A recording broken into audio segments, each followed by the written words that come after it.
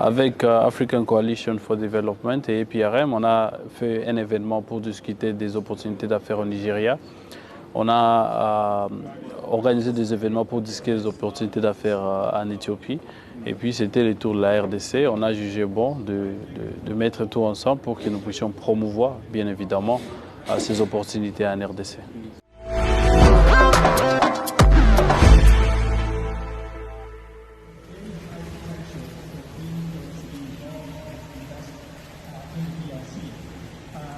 Exploring investment in Congo. Explorer l'investissement au Congo. Nous sommes présentement au Canada et précisément à Toronto et devant nous, la personne qui a organisé cet événement, qui vient de terminer il y a quelques minutes. Bonjour. Bonjour William. Donc, bienvenue à Africanada Stream. Merci beaucoup. Pour ceux-là qui ne vous connaissent pas, est-ce que vous pouvez vous présenter? Voilà, je suis Gédéon Baleke, je suis consultant en affaires et puis je suis également diplomate de formation. J'ai exercé également la diplomatie dans le système onusien. And we also have a key strategic policy such as the Africa Continental Free Trade Agreement signed by 54 African countries. And the Congo was one of the first countries to ratify the Africa Continental Free Trade Agreement because we believe in free trade. And due to its strategic location at the center of Africa, we envision the DRC as the next carrefour of trade and businesses all across Africa. L'événement d'aujourd'hui, à quoi est-ce que ça consistait?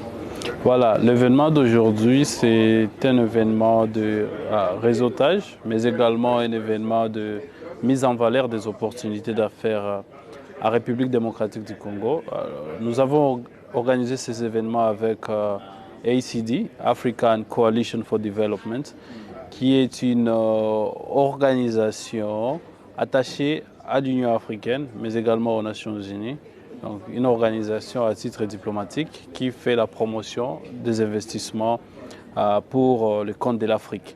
Aujourd'hui, nous avions choisi la RDC parce que le Congo est au centre des enjeux sur le continent africain, des enjeux stratégiques et nous jugeons que nous devons mettre le Congo là où il doit être, ouvrir d'avenue pour promouvoir ces grands pays qui représentent un géant africain, un géant dans le monde, mais qui peinent toujours à se relever. Vous avez parlé de la RDC aujourd'hui, donc c'est pour dire qu'il n'y a pas que la RDC.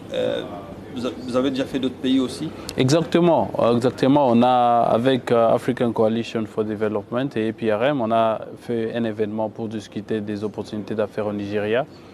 On a organisé des événements pour discuter des opportunités d'affaires en Éthiopie. Et puis c'était le tour de la RDC. On a jugé bon de mettre tout ensemble pour que nous puissions promouvoir, bien évidemment, ces opportunités en RDC. Bon, pour nos téléspectateurs qui vous écoutent présentement, mais ils n'ont pas suivi la conférence qui a eu lieu, quelles sont ces opportunités-là que vous aviez présentées aujourd'hui aux Canadiens? Voilà, la RDC, c'est une terre d'avenir, non pas juste une terre d'avenir, mais une terre de grandeur aujourd'hui. Les Congo représentent des opportunités incommensurables en termes d'investissement, en termes d'opportunités dans le domaine agricole, dans l'énergie, dans la transition énergétique aujourd'hui. On parle de crédit carbone, on parle de l'environnement. Et puis c'est un peu ces narratifs-là qu'on essaie de promouvoir sur le plan international pour bien évidemment attirer une diversification des investissements au Congo. Parce que les gens, quand ils passent au Congo, ils pensent seulement aux mines.